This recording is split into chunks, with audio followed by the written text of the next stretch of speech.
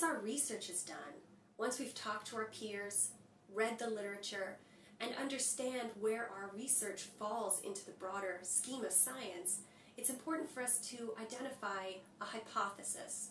A hypothesis is a research question that we can test. This is an important part of science.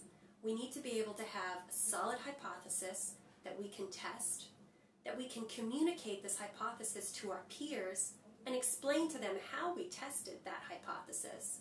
And then we need to be able to interpret the results of those tests and place them back into the broader scheme of science.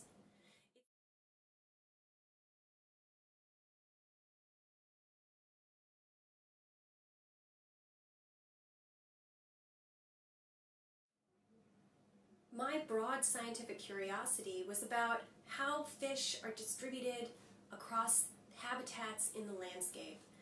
And the hypothesis that I was able to identify from that broader question was, are habitats that are closer together more likely to have fish than habitats that are farther apart?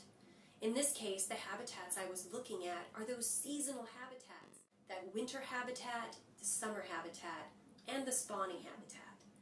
Are places where these habitats are close together more likely to have fish and higher numbers of fish than in places where these habitats are spread far apart?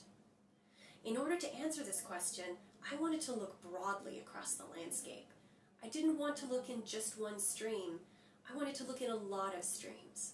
And I wanted to look at this question over time. I did this by finding data that showed me where fish were distributed throughout entire river systems.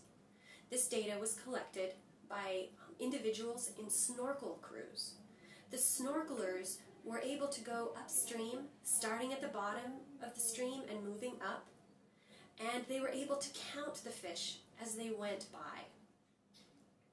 We were able to snorkel streams throughout 7 watersheds on the Oregon coast, and this work was done for 5 years. The snorkel surveys were done in the summer when it's safe for people to be in the stream and snorkeling, and also when snorkelers can actually see in the water. In the winter here, the water becomes very turbid, which means that it has a lot of sediment that comes into the water, and it's hard to see in the water then. So we did our surveys in the summer. From my research, I also know that in the summer is the time when coho salmon move the least. So this was also a good time for us to have snorkel survey data.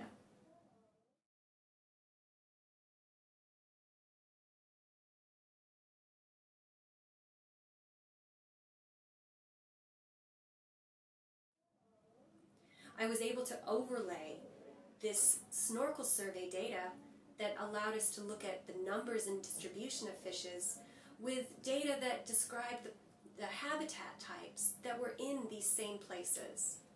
By looking at data sets of both fishes and their habitats, I was able to look at the relationship between these two important features.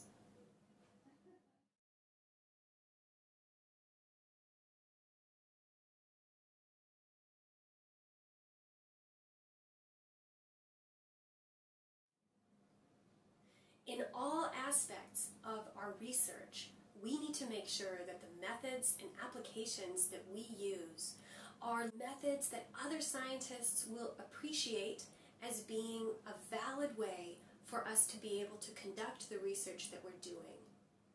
For example, in the work that I was doing, it was important that our snorkelers were using the same approach all of the time, that they were snorkeling at the same time of year, every year, so that would be comparable over time, and that we had a very consistent method in how they were counting the fish as they were moving through the system.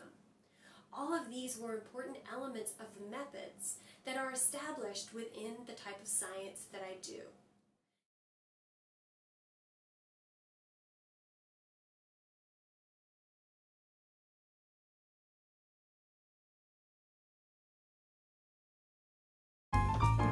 Visit the Natural Enquirer website for more information. There you'll find more about how to plan and test your question.